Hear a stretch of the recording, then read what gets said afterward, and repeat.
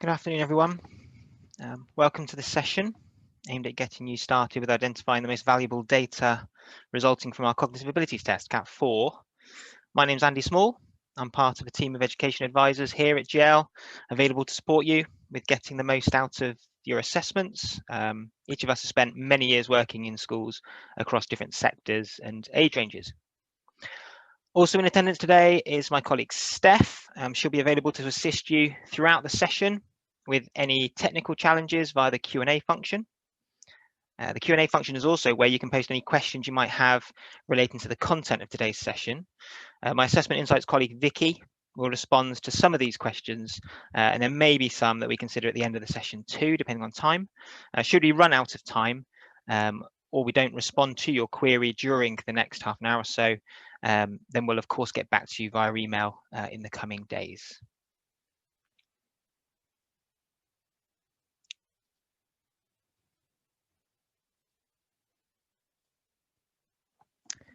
So the plan for the next 30 minutes or so is for us to look at how CAT4 can support you with some of the key challenges associated with this atypical academic year.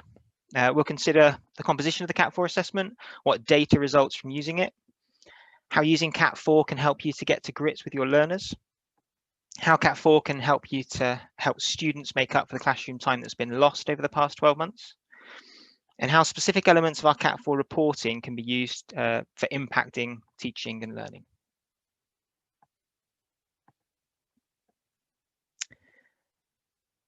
CAT4, which is the UK's most widely used test of reasoning abilities for children, comprises 4 batteries of tests that assess the main types of mental processing that play a substantial role in human thought.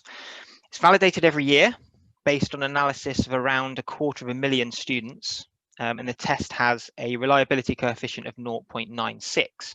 What that means is that you can be sure that the data you get from administering CAT4 is both accurate and is trustworthy. Together, the 4 batteries that make up CAT4 provide us with a comprehensive understanding of the core abilities related to learning. The CAT4 batteries assess reasoning with words, reasoning with numbers, reasoning with shapes and designs, and thinking with and mentally manipulating precise shapes. So it's likely that the usual processes for pupil transfer, whether that be within schools or between schools, weren't the same, maybe not even possible at the end of last academic year. And we as teachers are usually very adept at getting to know the students in our care, but this year, perhaps more than any other, the disruptions of face-to-face learning and the knock-on impact on curriculum coverage will have meant that developing a strong understanding of each individual child's potential becomes more important than ever. At the Federation of Holy Trinity Schools in Ripon, a GL assessment partner school, staff have found that the cognitive abilities test helps them to ensure that the curriculum they offer is fit for purpose, that targeted support is in place at the earliest possible opportunity, and that predictions about progress and attainment are both sensible and challenging. Using CAT4 as a curriculum independent baseline with all pupils is pretty central to that. If you click the school's image on this slide, that will take you to their recent blog post, and all of these slides will be shared with you after the session today. Using an example from another of our advocate partner schools, we can see how staff across the setting use CAT4 data to ensure they've got a rounded picture of students when they arrive in Year 7, when they choose their GCSE options, and then also a trusted reference point for students so that their progress can be checked against meaningful targets throughout their time at the school. Reports for senior leaders provide members of the school's SLT with an overview of the cohort of students. A vital part of the school's transition work is comparing CAT4 and SATs data. CAT4 provides staff with a great way of identifying the children who have under or overperformed at Key Stage 2. For the students who join the school without Key Stage 2 SATs results, and of course this year and next, that's all of them, St Peter's use the retrospective Key Stage 2 SAT scores, which CAT4 provides, to give insights that would otherwise be missing. It's a vital part of practice at the school that goals are set for children that they can achieve. If students have the right targets, they feel as if they're keeping up, they can hold their own, and it therefore boosts their confidence. A strategic data team would look closely at any anomalies between CAT4 and other data, using their own judgments to decide on the right targets.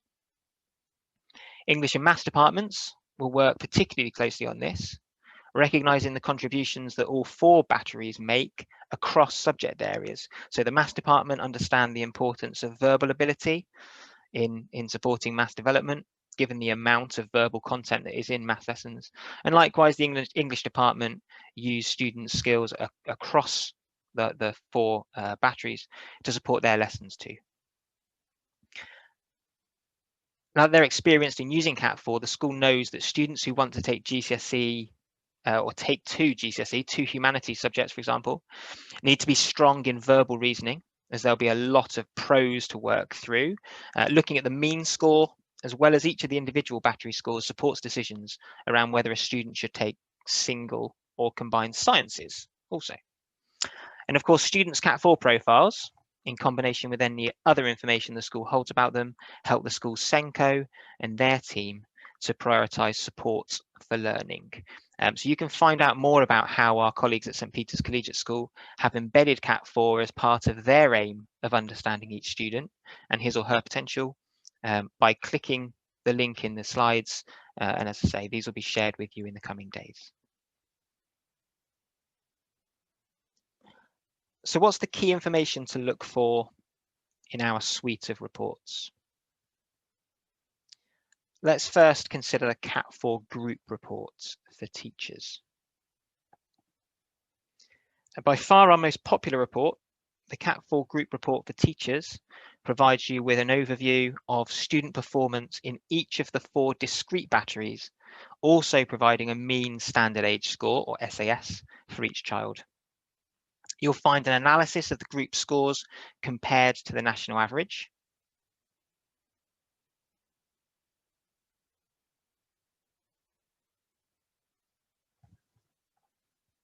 Information relating to the learning preferences of each individual student and the group as a whole. And indicators of future attainment in national examinations, as well as, for students in Year 7, retrospective Key Stage 2 SATs indicators. Now that standard age score, or SAS, is the most important piece of information that's derived from any standardized test. The SAS is based on the student's raw score. It's adjusted for age and then placed on a scale that makes a comparison with a nationally representative sample of students across the UK. The average score is 100.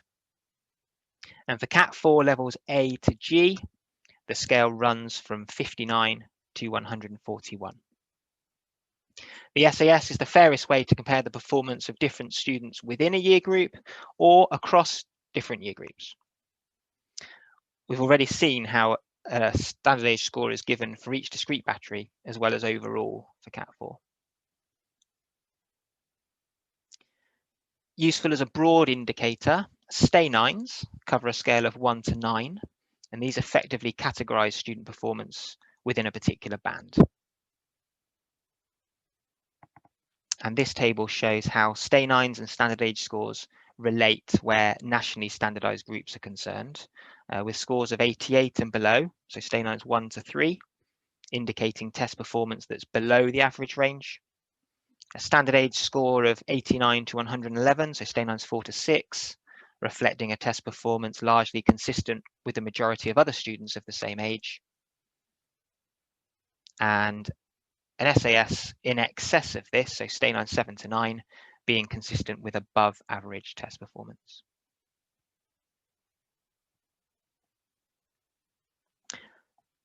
Let's now look at our CAT4 individual reports for teachers. So our individual student report for teachers, they're designed to inform teaching staff of the individual students' underlying abilities and how these can be recognised, built upon, so as to ensure that each student achieves their potential. You'll get a detailed breakdown of scores for each student, including those standard age scores, but within a 90% confidence band. You'll also get a national percentile rank, stay-nines, and a group ranking depending on how many students you include within that report. You get a commentary for each student, detailing how the learner may best be engaged in activities inside and outside of the classroom, with written implications for teaching and learning also given to help ensure that a student realises his or her potential. And those indicators of attainment in national tests and examinations, they're explored more thoroughly than in the group reports, and we'll return to this a little more later. Useful for further exploring and manipulating the data is our CAT4 Excel report.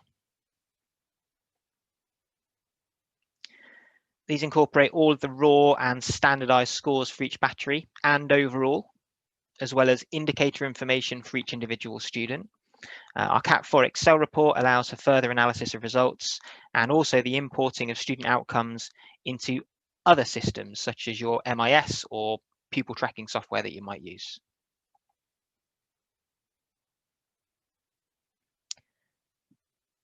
Now we can think of our verbal abilities as our inner voice, if you like, and our spatial abilities as our inner eye or hand. These abilities are at opposite ends of a spectrum, and they can be described as pure extremes. Non-verbal and quantitative abilities, on the other hand, are hybrids. They use both our verbal and spatial abilities to some degree. Verbal and quantitative are more likely to be affected by schooling than non-verbal and spatial abilities. When we talk about verbal spatial profiles, we're talking about the balance or the imbalance of these abilities. Where a student falls, well, that's presented in a verbal spatial profile.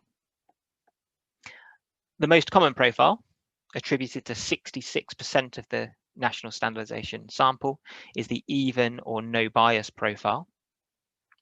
That's to say that students who score well on the verbal reasoning battery are also most likely to perform well on the spatial ability battery, and students who perform less well in one of these disciplines are likely to show weak skills also in the other.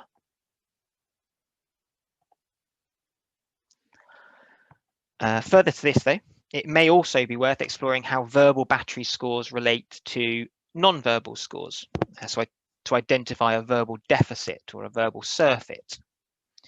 You can calculate this by simply subtracting one of these measures from the other. So a verbal surfeit, when verbal reasoning SAS is greater than non-verbal reasoning SAS, would suggest a student has a linguistic ability that exceeds their non-verbal capabilities. In UK classrooms, traditionally heavily influenced by verbal content, these children might be advantaged. A verbal deficit, so when verbal is less than non-verbal, would suggest a student has a linguistic ability which is lagging behind their non-verbal capabilities. Significant differences here might mean a need for really targeted, carefully calibrated language support for a student to fully realize their cognitive potential. And CAT can give you really incredible insight into your pupils' hidden abilities, but it's not always easy to see how to turn that insight into meaningful change in classrooms. Hyperlinks within this slide for when the presentation is shared with each of you attending. Our CAT4 and Strategies for Learning document delves deeper into the implications of different types of student profile that are reported within CAT4.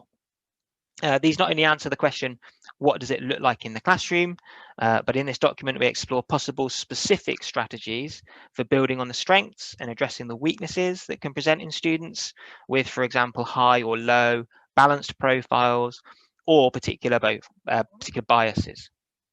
And this can also be explored with a member of our Assessment Insights team as part of a one-to-one data consultation.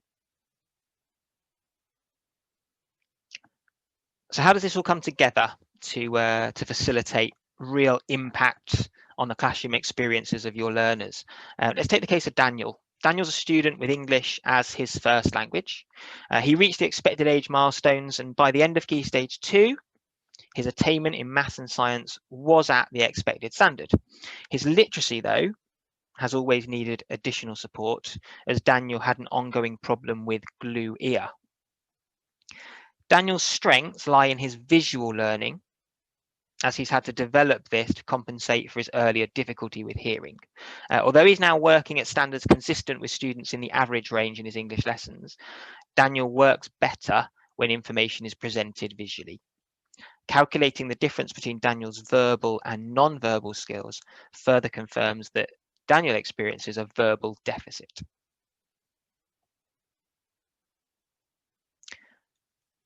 As Daniel's performance varies across the 4 CAT4 batteries, his overall score tells us only part of his story. The overall SAS gives a general indication of his combined reasoning abilities, but there are considerable variations in Daniel's performance across those 4 batteries. The difference between Daniel's verbal and spatial scores of 4 stay 9 points shows an extreme bias towards spatial processing. Daniel should excel when he's engaged in tasks that require visualization, and will learn well when working with pictures, with diagrams, 3D objects, mind maps, other tangible methods. His relatively weaker verbal skills may make learning through written tasks, writing, discussion, less effective. And whilst not definitive, Daniel should do quite well in subjects that make the most of that spatial ability, such as maybe science, technology, design, geography, but he might find language-based subjects such as English or history or modern foreign languages less rewarding, unless the teaching methods are adapted to suit his profile. The individual report for teachers, as we've said, includes a narrative on the implications for teaching and learning. So Daniel has very strong understanding of spatial concepts with average verbal reasoning skills. Students with such high levels of spatial ability are often characterized as intuitive and as those who see the bigger picture. This could be at the expense of attention to detail, which might be characteristic of Daniel.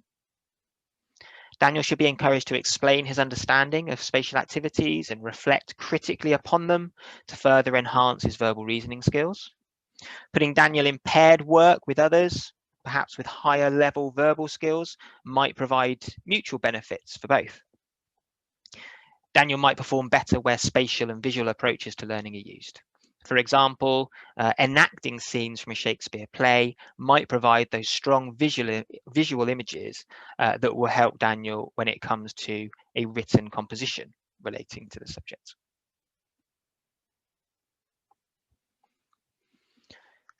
So, I mean, the impact of lockdowns has been significant across almost every aspect of life. I mean, for our students, it may have meant being away from school, their friends, their teachers, the environment that might be their safe and familiar normal, possibly for the majority of the past 10 months or so. So one of the great challenges we face now and in the coming months and terms is to identify what this impact has been and how to compensate for any lost learning time. The power of CAT4 is in its ability to unmask the true potential of students, so flagging where hidden factors, or not so hidden perhaps, may be impacting student performance, be that positively or adversely. Understanding the relationship between ability and attainment for each of our students is fundamental to supporting them to fulfill that potential as a learner. And our combination reports help to this end by drawing direct comparisons between attainment data in our progress test series and abilities data as generated through the use of CAT4.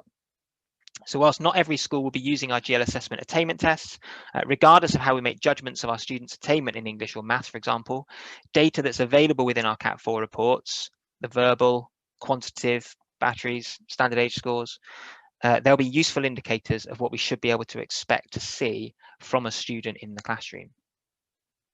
And as students return to the demands of school and classroom life after what will have been for many that extended period away, using headline measures from CAT4 data will be important to you in determining maybe who remains on track, which students may be able to make quick gains to catch up, and where more intensive support might be required to help individuals fulfill their underlying potential.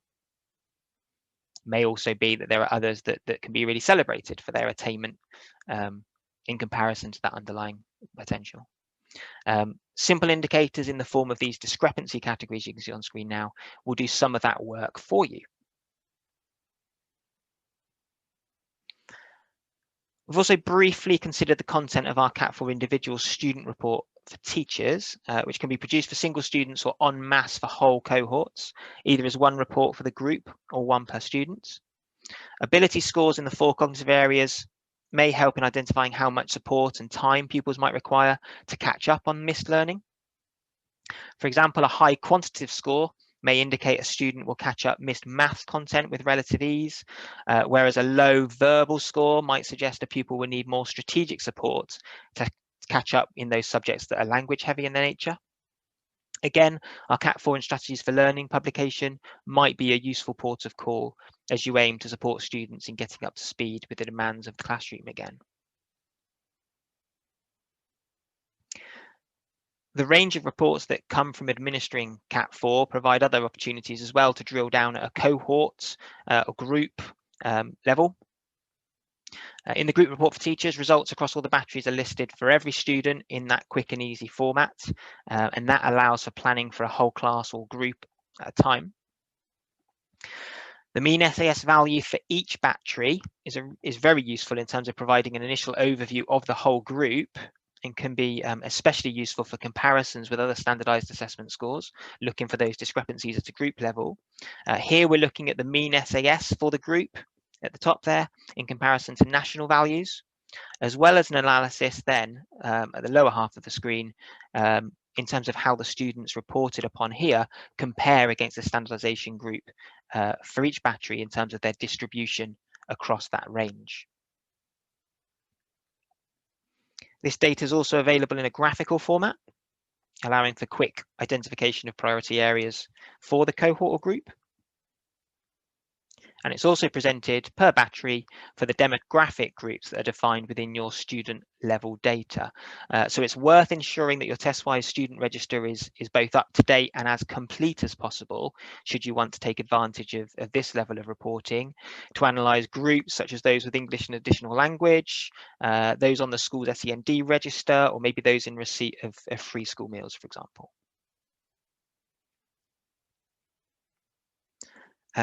As mentioned earlier, CAT also provides primary schools and secondary schools with Key Stage 2 indicators for maths, spelling, punctuation, grammar, and reading, as well as teacher assessment indicators for writing and science. These indicators are all derived from an analysis of CAT4 scores and Key Stage 2 test results for those students sitting both. And that was a nationally representative sample of around 24,000 students in 2019.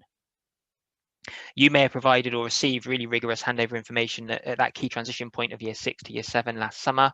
We've certainly found many secondary schools have really valued the reliability of these retrospective Key Stage 2 indicators to provide that consistent baseline. It's been particularly significant this year, and it would seem that in the upcoming summer, in the absence of statutory data, that will again be likely the case. In the example on screen, we can see at the bottom there that students with the same CAT4 performance as Amrit attain on average a scaled score of 104 for maths, 107 for SPAG, and 106 for reading. They're Key Stage 2 scaled scores, and the expected standard as well, where teacher assessments of writing and science are concerned. CAT4 also provides secondary schools with newly updated 9-to-1 GCSE indicators. That's from level D, so our test appropriate to year 7 in England and Wales and year 8 in Northern Ireland, upwards. These are derived from an analysis of CAT4 scores and the 2019 GCSE results, and that was a nationally representative sample of around 91,000 students. As you can see from this example report, each student has 2 GCSE indicators for each subject. They're shown in decimal format. Based on that prior performance in each subject of students with the same standard age score, the first value is based on average performance of members of the sample group with the same underlying ability scores. Whereas the second figure is an if challenged indicator based on the outcomes of the top 25% of students with the same CAT4 score in the most relevant of the batteries. And further to this, the indicator information can be provided within our reports of senior leaders as well for the whole cohorts, which can prove to be a really valuable tool when evaluating the likely future attainment of a new intake, for example. We are really pleased to have further enhanced our collaboration with the Fisher Family Trust this year to bring together for the first time CAT4 and FFT Aspire. Schools continue to be able to put Year 7 CAT4 results into FFT Aspire in order to generate FFT benchmarks for students at the end of Key Stage 4. This service will remain available to you throughout this term and in fact all the way through to June, potentially very valuable to any school running CAT4 upon the eventual return of students to schools. This Year 7 transition service was explored in detail at our FFT specific webinar. If you weren't able to join us, follow the link in the slide and you can view a recording of the session. Another feature of our collaboration with FFT is our recently developed value-added service. This allows you to measure the impact of teaching and learning upon the outcomes for your students, providing a fairer measure than just simply attainment on its own. If you work in a school that's not in receipt of government measures of value-added, click on the image in this slide for more information on this service once the presentation's been shared with you. So to sort of sum up, CAT4 results can help school leaders, SENCOs, classroom teachers begin to identify where to focus support. In summary, I'd suggest using the CAT4 group report for teachers as your starting point for analysing the group, looking for new students that will become an immediate focus for learning support. Drilling down into individual student reports for teachers or manipulating our Excel report to sort students by their scores in each of the verbal and quantitative reasoning batteries might be a helpful course of action for English and Maths departments, for example. Decisions can then be made about priority groups, levels of learning support, any screening that might be considered necessary, and any follow-up conversations or work that might be necessary with an individual student.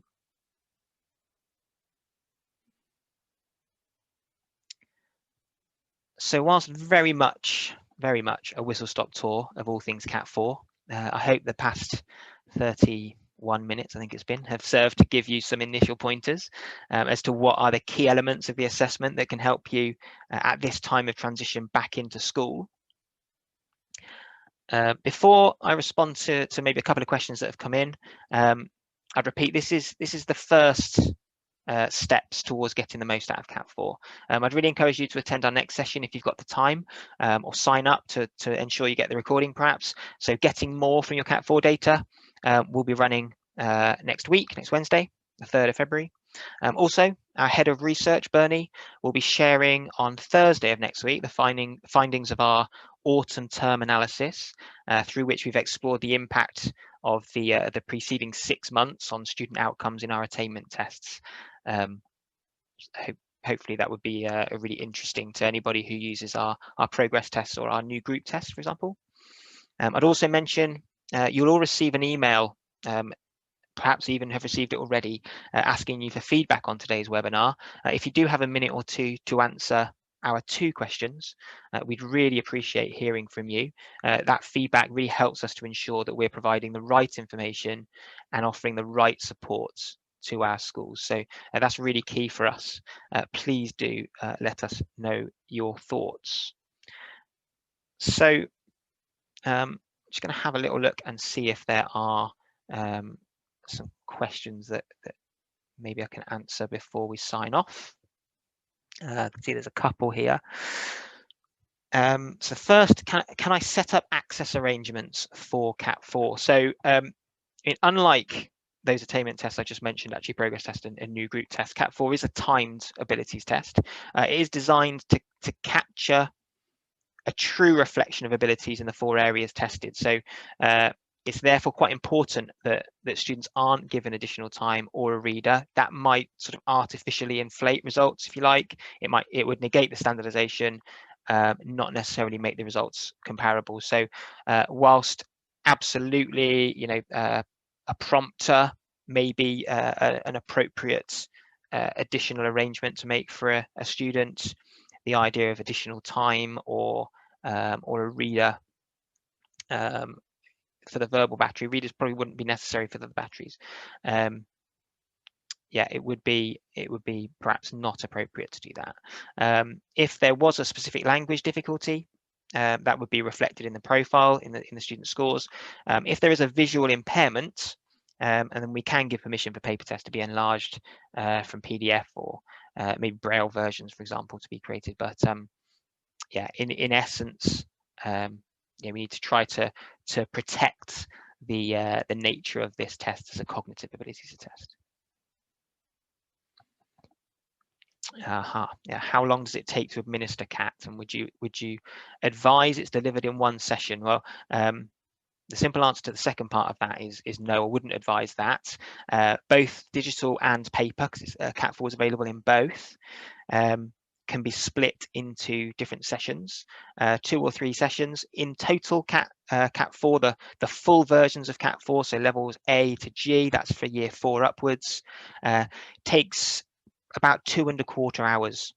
There are slightly truncated versions for years 2 and 3 that can be done in just over an hour, and still give the same sorts of insights, but obviously take account of fatigue and stamina for younger learners. But certainly, I'd advise that to ask any student of any age really to work through the 8 different subtests that comprise make up those 4 batteries. Probably going to be quite demanding. You might see an impact then, sort of the later you get into the test. And then the last one we'll answer now. I mean, if there are any other questions, then we will get back to you if Vicky hasn't done so already. How do I access these reports? Kind of a key thing is being able to do that. Hopefully on screen you can still see the further support slide. The third bullet point there is a link to a video all about TestWise and how to navigate TestWise. And so if you've got any concerns around digital CAT4 testing and accessing your reports from that, then click that link and hopefully they're answered in there. Otherwise, just below that, you can see there that we offer free one-to-one data consultations, and we're more than happy to support schools in making sense of their data. And if that does extend to accessing the reports itself, then I'm sure we can help with that too. I think we'll stop there because we're already over time. But thank you for your attendance. On behalf of the company, thank you for all you're doing in schools and at home for students wherever they may be learning. My own daughter is having a really, really positive experience thanks to the hard work of her teacher and the other teachers in her school, and I know that's replicated up and down the country as well. So thank you for that, and I'd like to wish everybody a safe and positive term ahead. Thank you.